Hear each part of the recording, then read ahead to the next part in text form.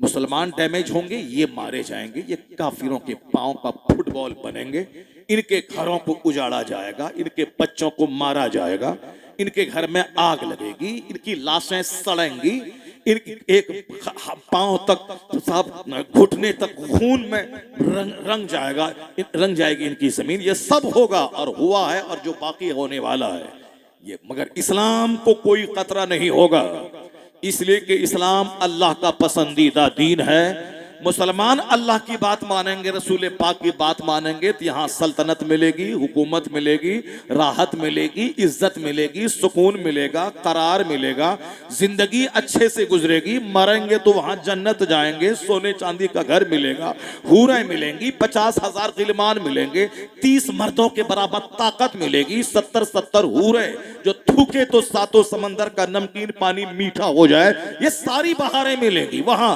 और इस दुनिया में सुकून मिलेगा, चैन मिलेगा, इत्मीनान कल्ब मिलेगा, राहत मिलेगी, अच्छा समाज मिलेगा, सल्तनत मिलेगी, हुकूमत मिलेगी। शर्त है कि मोमिन बन के रहे, मुस्तफा का गुलाम बन के रहे, काफिरों की नकल न करे, न शादी में, न बियाह में, न अकीका में, न खतना में, न घर की तामीर में, न गाड़ी की खरीदारी में, न लिबास पहनने में, न बाल के स्टाइल में, न हाथ की अंगूठी में, न गले के चैन में, न पांव के लोहे के कड़े में, न अपनी बेटियों को जींस टी शर्ट पहनाने में, किसी में काफिरों की नकल न करे, नकल मुस्तफा की करे, बात मुस्तफा की माने। तो यहां राहत, सल्तनत, मरने के बाद जन्नत, दोनों जहान की हरियाली मुस्तफा के गुलामों के लिए है कि मोहम्मद से वफा तूने तो हम तेरे हैं, ये जहां चीज है क्या लोहो कलम तेरे। सुभान अल्लाह, जिंदाबाद, वाह सुभान अल्लाह।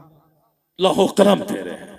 और अगर तुमने मुस्तफा की बात नहीं मानी, अगर तुमने कुरान हदीस की बात नहीं मानी, सिर्फ जबान से इस थोथनी से बोला कि अल्लाह है हमारा, और काम सारा शैतानों जैसा करेगा, तो यहां जिल्लत मिलेगी, यहां रुसवाई मिलेगी, यहां काफिर तुम्हें काटेंगे भी, पीटेंगे भी, जलील करेंगे, तेरे सामने तेरे बाल बच्चे ज़बह होंगे, ये सब होगा।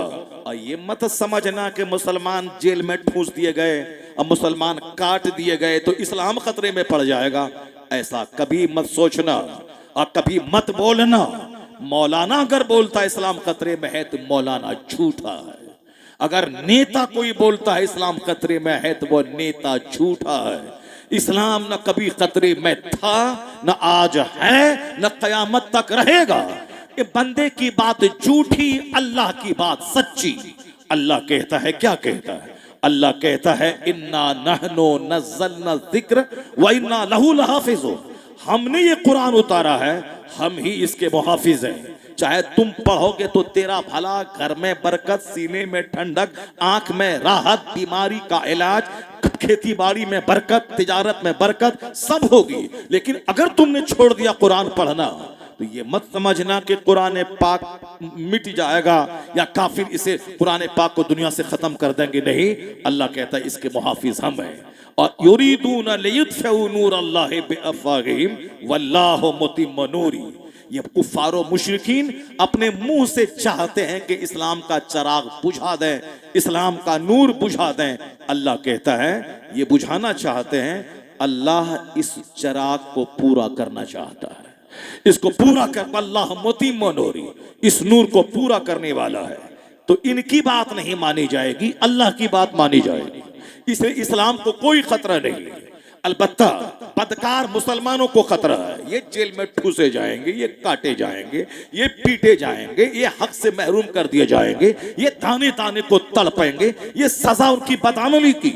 अगर सजा मिल गई, अगर ईमान सलामत रहा कि अल्लाह अल्लाह कर रहा है, रसूल पाक पे ईमान ला रहा है, तो नारे तकबीर, नारे रिसालत, नारे गौसियत, मसला के अला हजरत, नारे तकबीर। सुभान अल्लाह। देखिए हमारे हारून भाई आ गए, माशाअल्लाह, क्या बात है, बहुत दूर से सफर करके तशरीफ ले आए। और साहब उस्मान हारूनी भाई कि नात पढ़ते हैं, नात की तरह नात पढ़ते हैं, मैं बहुत पसंद करता हूँ इनको।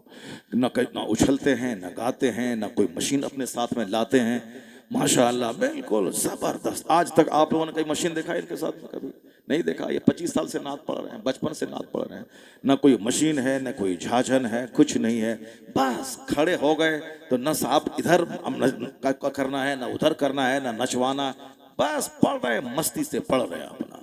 नात खानी इसे कहते हैं, ये सब नात खानी। अब वो झाझन, वो साहब बाजा, वो पैर से हिलाना डुलाना, ये सारी चीजें सब मजाज खराब करने वाली चीजें हैं, महफिल को कव्वाली की महफिल की तरफ ले जाने वाली चीजें। वरना जलसा 5-5 दिन के पहले जलसा होता था, तकरीरें होती थी, साल भर उस तकरीर का चर्चा होता था, तकरीरें होती थी, अमाल के इसलाह पे होती थी, अकायद की दुरुस्तगी पे तकरीरें होती थी। जलसा का एक महफिल, एक सब चलता फिरता मदरसा होता था। अल्लाह तबारक व तआला फिर उसी दौर को अल्लाह ताला हमें अता फरमा दे, ताकि मलसे से उठें तो साल भर आबादी में रहमत व नूर की बारिश होती रहे और हर तरफ दीनी तालीमी सिलसिला जारी रहे। अब जरा गौर से सुनिए, इस्लाम को कोई खतरा नहीं है, किसी से कभी भी नहीं है। हम बुरे हैं, हम मारे जाएंगे, हम काटे जाएंगे।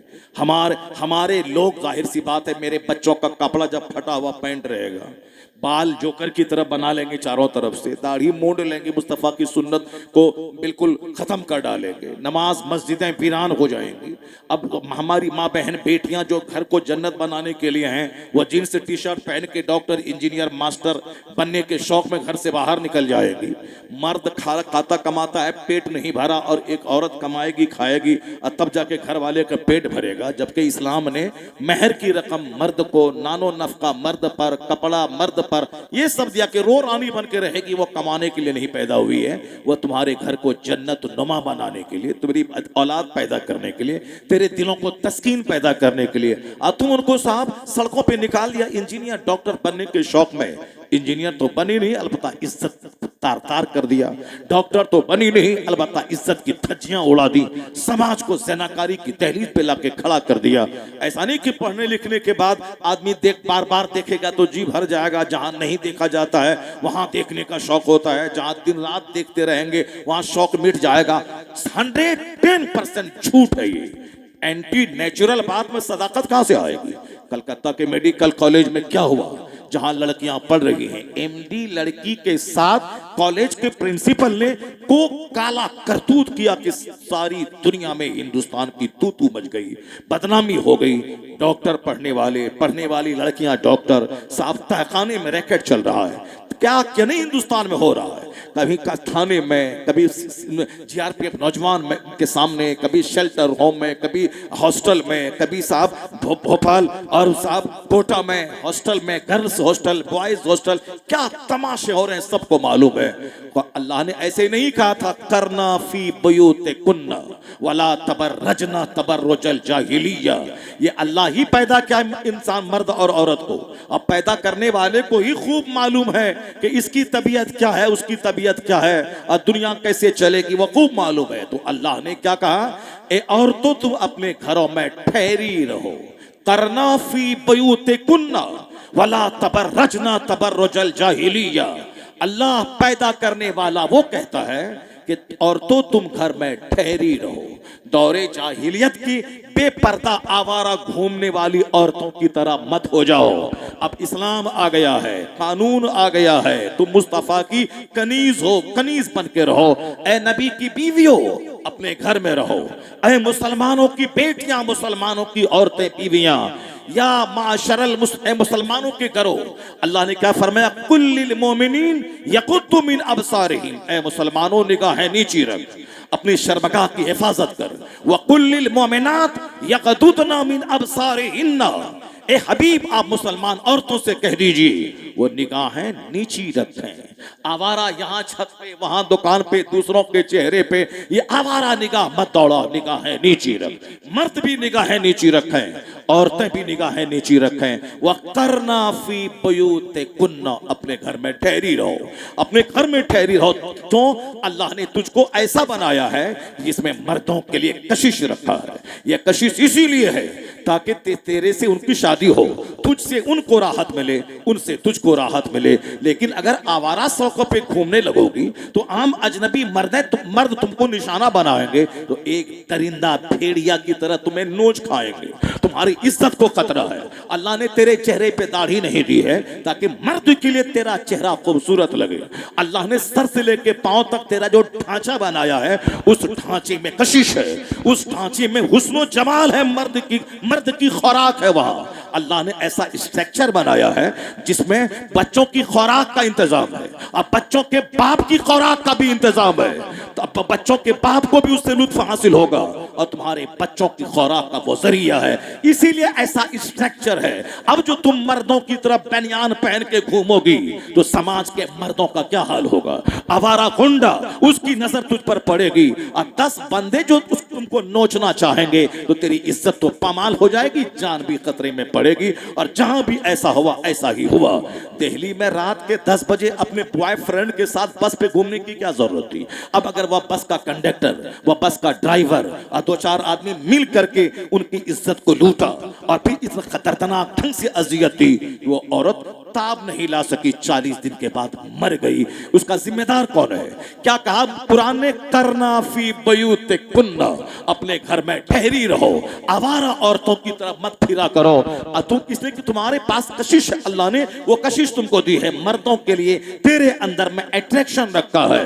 तुम अट्रैक्शन ना रहे तो फिर तुम्हारा गुजर बसर कैसे होगा? तुम्हारी माँ कहाँ, तुम्हारा बाप कहाँ, तुम्हारा समाज कहाँ, तुम्हारे रिश्तेदार कहाँ? एक अजनबी मर्द तुझको अल्लाह के नाम पे कबूल करता है, बीवी बना के तुझको रखता है, फिर तुम सारा समाज, सारा संसार भूल कर अपने शौहर के बन के रह जाती हो। ये कौन है जो अजनबी दिल में तेरी मोहब्बत अता कर देता है? जहां अल्लाह का डर नहीं है वहां क्या होगा? वही जो जबलपुर का ढाबा वाला किया, नागपुर के एक मुसलमान घराने की बेटी, ये बिल्कुल मॉडर्न बनने के चक्कर में, जहां दीन नहीं, इस्लाम नहीं, आलिमों का आना जाना नहीं, वहां तो दीन को खतरा है।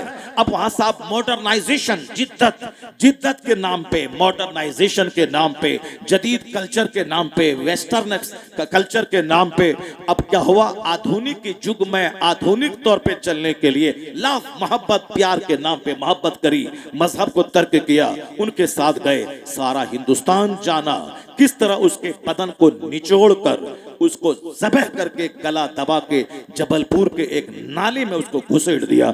जहां अल्लाह का डर नहीं होगा, जहां सिर्फ नफ्स की तस्कीन की जाएगी, वहां तो नफ्स की ख्वाहिश पूरी हुई, उसके बाद तुम कौड़ी के 3 हो गए। कोई काट देगा आफ्ताब पूना वाला, जो लिव इन में बगैर शादी के दोनों आपस में रह रहे हैं, और उसको नाम क्या दिया गया है? लिव इन में रह रहे, लिव इन में रह रहे। ये कौन सा नाम? इस्लाम के खिलाफ जितना भी नाम है, चाहे लव का नाम, मोहब्बत का नाम, वह सब जिनाकारी है।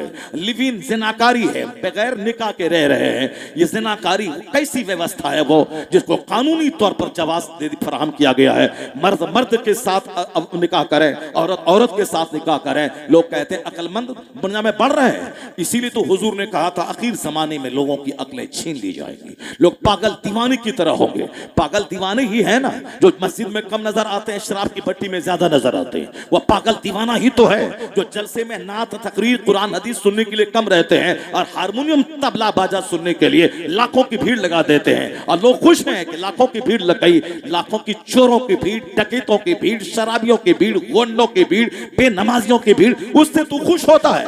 वो तेरे दिल में नफाक पैदा होगा। जो गंदा गंदे को पसंद करता है, पाखाने का कीड़ा पाखाना को पसंद करता है, और भौरा गुलाब को पसंद करता है, नमाजी मस्जिद पसंद करता है, मुसलमान कुरान हदीस पसंद करता है, और जो आवारा है वो आवारगी की महफिल को पसंद करता है। और जो जिस तबीयत का मालिक होगा वो वैसा ही पसंद करेगा। जो जहन्नमी होगा वो नाच गाने को पसंद करेगा, वो सनीमा को पसंद करेगा, वो हारमोनियम, तबला, बाजा को पसंद करेगा। और जो जन्नती होगा उसको तो अल्लाह का कलाम प्यारा है, मुस्तफा की नात प्यारी है, उसको तो कुरान प्यारा है, उसको तो मस्जिद प्यारी है, उसको तो जो अल्लाह रसूल की बात जिस जलसे में की जाए वह महफिल उसके नजदीक प्यारी है। अब भीड़ को देख के खुश होता है। भीड़ तो शराबियों की है, भीड़ तो गुंडों की है, भीड़ तो लुच्चों लफंगों की है। भीड़ मस्जिद में अगर लग रही हो मुबारक है, भीड़ अगर दरसगाह में लग रही हो मुबारक है, अगर भीड़ दीनी महफिलों में अगर हो रही हो कुरान हदीस सुनने वालों की, तब वह भीड़ मुबारक है।